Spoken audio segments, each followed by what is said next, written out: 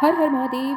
अप्रैल 2026 का आकाश मंडल एक बहुत ही रेयर और मैथमेटिकल अलाइनमेंट दिखा रहा है। ये गोचर तो हर वर्ष रिपीट होता है, लेकिन इस बार ये थोड़ा ज़्यादा खास है।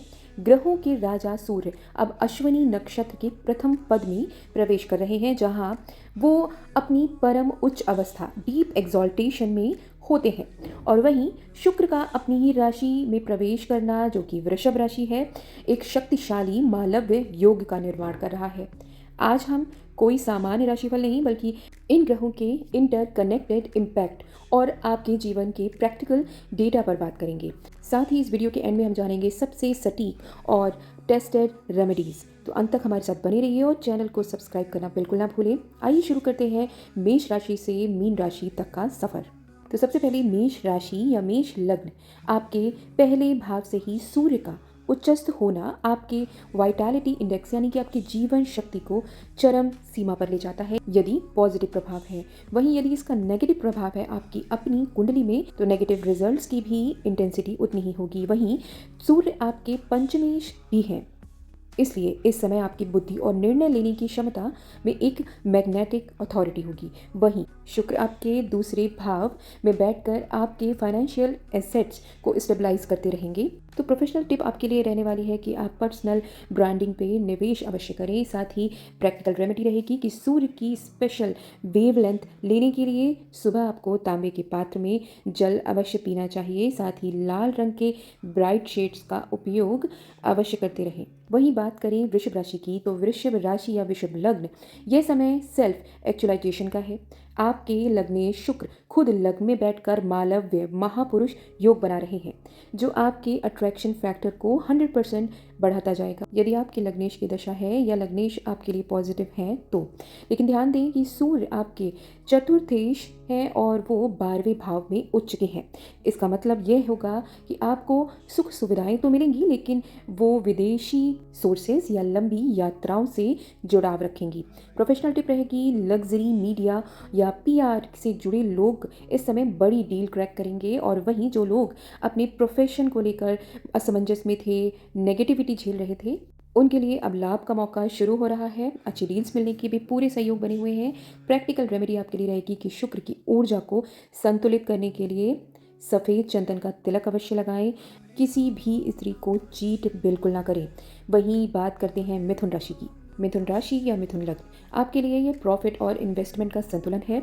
आपके थर्ड लॉर्ड सूर्य एकादश भाव यानी गेंस में उच्च के हैं, जो आपके सोशल सर्कल और बड़े भाइयों से आपको ज़बरदस्त लेवरेज दिला के ही रहेंगे। लेकिन किसी से कुछ लेने के लिए उन्हें बहुत कुछ देना भी पड़ता है, जिसे यहाँ हम कहेंगे रिस्पेक्ट। और शुक्र का आपके 12वें भाव में होना लाइफ स्टाइल पर खर्च बढ़ाएगा, लेकिन यह डिस्ट्रक्टिव नहीं बल्कि इन्वेस्टमेंट के तौर पर होगा। आप अपने लिए खर्च करेंगे, आप खुद के बारे में थोड़ा ज़्यादा सोचेंगे और ये अच्छी बात है।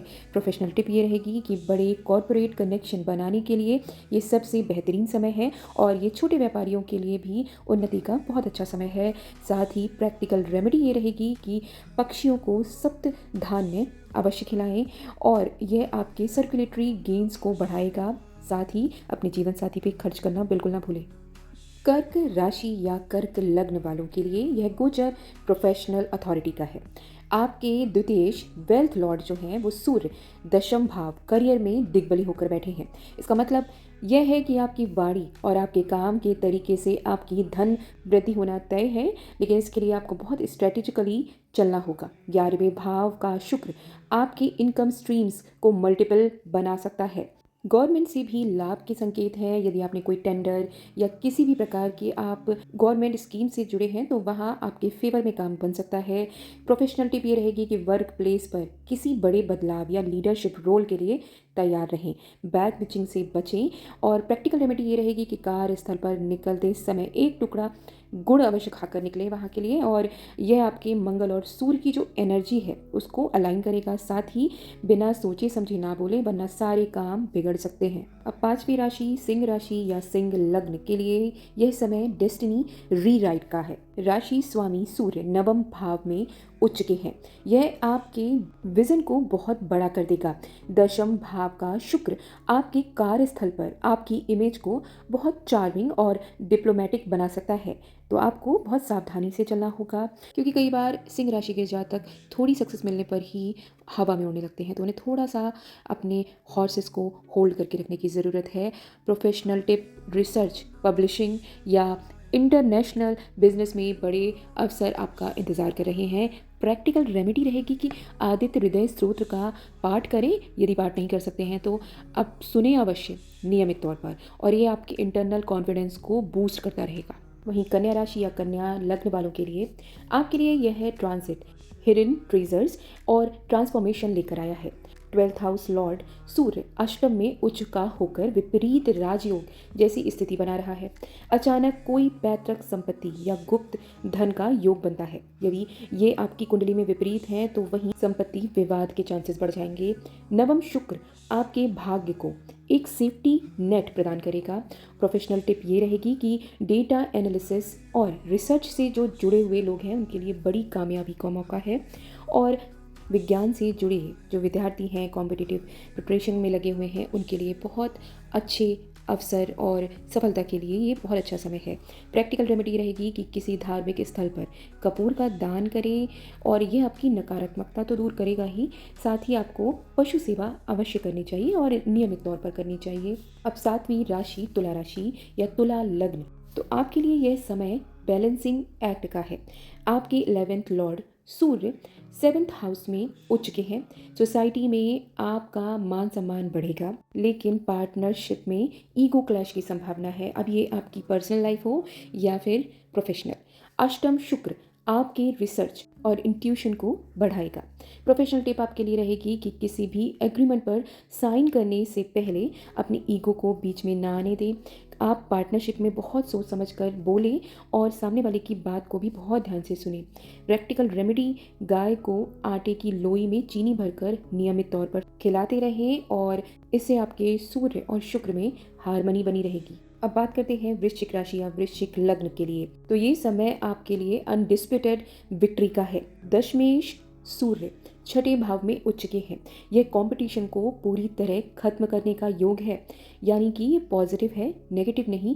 यदि आपकी अपनी कुंडली में भी ये पॉजिटिव है तो सप्तम शुक्र आपके बिजनेस रिलेशंस को बहुत प्रॉफिटेबल बनाएगा।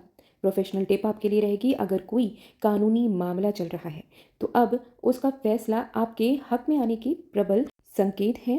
प्रैक्टिकल रेमेडी रहेगी आपके लिए कि चमेली के तेल का दीपक श्री हनुमान जी के सामने अवश्य प्रज्वलित करें, और यह आपके विल पावर को स्ट्रॉन्ग करता रहेगा। ओवर थिंकिंग से हमेशा आपको बचना चाहिए, जो आपका फेवरेट काम है। इसके लिए या तो आप मेडिटेशन करें, अन्यथा नाम जप अवश्य करें। धनु राशि या धनु लग्न के लिए इंटेलेक्चुअल ग्रोथ का यह समय है। आपके भाग्येश सूर्य पंचम में उच्च के होकर आपके ज्ञान को अप्लाई करने का मौका देंगे। 6ठे भाव का शुक्र आपकी डेली रूटीन को बहुत ऑर्गेनाइज्ड और कंफर्टेबल बना देगा, लेकिन रिलेशनशिप में थोड़ी दिक्कतें आ सकती हैं, तो आपको बहुत सोच विचार के ही कम्युनिकेशन करनी चाहिए।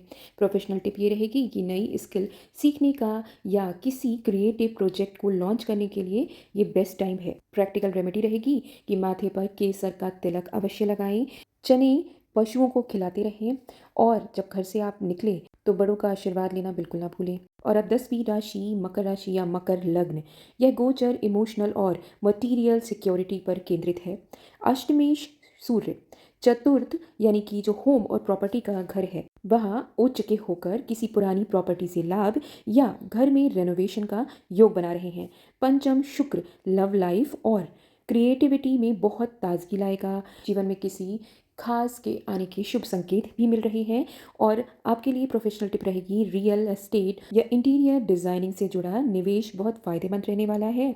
साथ ही प्रैक्टिकल रेमेडी रहेगी कि घर के उत्तर पूर्व जो ईशान कोण भी कहा जाता है, वहाँ आपको स्वच्छता का बहुत ध्यान रखना चाहिए हमेशा ही, और वहाँ ताज़ी पुष्प यानी कि आप वहाँ पे फूल रख सकते हैं जो भी आपको पसंद हो। जीवन में जो भी स्त्रियाँ हैं, चाहे आप स्वयं भी स्त्री क्यों ना हो, आपको अपनी माता जी, बहन, पत्नी या कोई भी हो, उन सभी से बहुत आदरपूर्वक ही पेश आना है।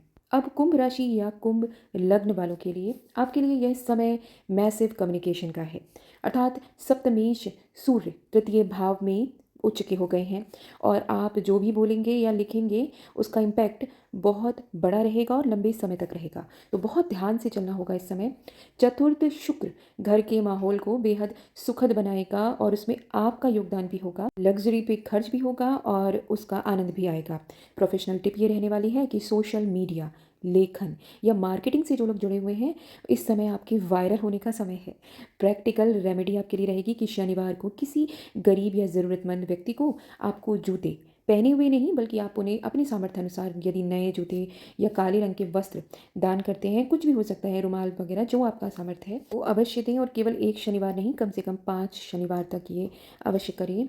यह शनि और सूर्य की जो द्वंद्व है उसको शांत करता रहेगा। और अब अंतिम राशि मीन राशि की या मीन लग्न की हम बात करेंगे। तो आपके लिए फाइनेंशियल एक्सपेंशन का गोचर है ये। आपके छठे घर के स्वामी सूर्य दूसरे भाव यानी वेल्थ के भाव में उच्च के हैं। यह लोन क्लियरेंस और जो डेट रिकवरी का समय है। तृतीय शुक्र आपके भाई बहनों के साथ आपके संबंधों को और मजबूत करेगा, मधुर बनाएगा। शॉर्ट ट्रिप्स भी प्लान हो सकती हैं। और प्रोफेशनल टिप ये रहेगी, आपकी वाणी की शक्ति से आप इस समय असंभव डील्स को भी संभव बना देंगे अपनी मैनिपुलेटिव स्किल से। और प्रैक्टिकल रेमेडी आपके लिए रहने वाली है कि विष्णु सहस्त्र नाम का आपको पाठ करना चाहिए।